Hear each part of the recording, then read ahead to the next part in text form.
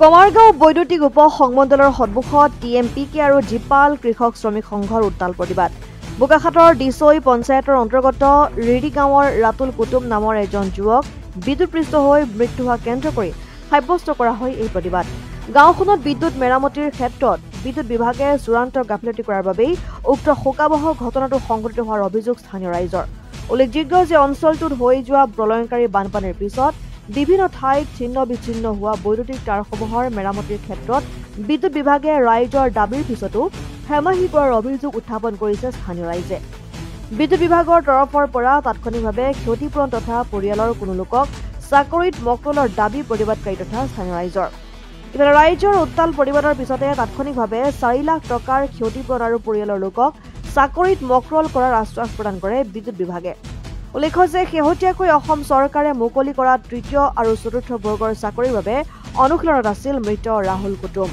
কমাৰগাঁও মহাবিদ্যালয়ৰ পৰা যোৱাটো বৰ্ষত উচ্চতৰ মাধ্যমিক চূড়ান্ত পৰীক্ষাত সফলতাৰে উত্তীৰ্ণ হৈছিল মৃত ৰাহুল কুটুম।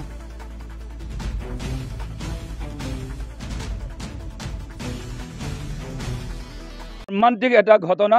আমি এটা উঠি অহা ডেকা ল'ৰা যিটো ইণ্টাৰভিউৰ কাৰণে চৰকাৰী চাকৰিৰ কাৰণে ইণ্টাৰভিউৰ কাৰণে সাজু হৈ থকা এটা নৱপ্ৰজন্মক আমি হেৰুৱাইছোঁ। ৰাতুল কুটুম আমাৰ উদীয়মান এজন যুৱক, স্থানীয় ৰিৰি গাঁৱৰ বান অধ্যুষিত অঞ্চল।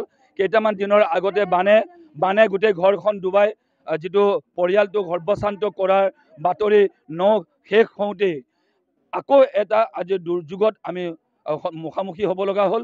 এটা তিলকৈ এটা তেজাল ডেকা ল'ৰাক আমি হেৰুৱাইছোঁ ৰাতুল কুটুমক। এইটো সম্পূৰ্ণ এই বিদ্যুৎ বিভাগৰ গাফিলতিৰ কাৰণে হৈছে। বিদ্যুৎ বিভাগে প্ৰি মেজাৰ যিটো কৰিব নোৱাৰাৰ কাৰণে মানে প্ৰি ফ্লাড আৰু পোষ্ট ফ্লাডৰ সময়ত যিটো ধৰণে ইলেক্ট্ৰিফিকেশ্যনৰ ৱায়াৰিংবিলাকৰ পোষ্টবিলাকৰ মেজাৰ যিটো কৰিব লাগে, যিটো ৰিপেয়াৰিং তাৰ ষ্ট্ৰেংথ তাৰ কেপাচিটি সকলোবিলাকৰ প্ৰপাৰলি মানে চাইণ্টিফিকেল মেজাৰ নকৰাৰ কাৰণে আমি আমাৰ নিজৰ ল'ৰাক হেৰুৱাব লগা হৈছে। কিন্তু ইয়াৰ দাম ভৰিব লাগিব বিদ্যুৎ বিভাগ।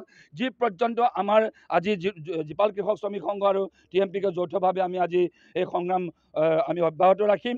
যি পৰ্যন্তলৈকে আমাক এই আমাৰ দাবী মানি নলয়, আমাৰ উচিত ক্ষতিপূৰণৰ ঘোষণা নকৰে, সেই পৰ্যন্ত আমাৰ দাবী অব্যাহত থাকিব। কাৰণ বিদ্যুৎ বিভাগৰ এই গাফিলতি ইয়াতে নহয়, কালি বোকাখাটতো এটা ল'ৰাক আমি হেৰুৱাব লগা হৈছে, বেলগুৰি গাঁৱৰ ল'ৰা।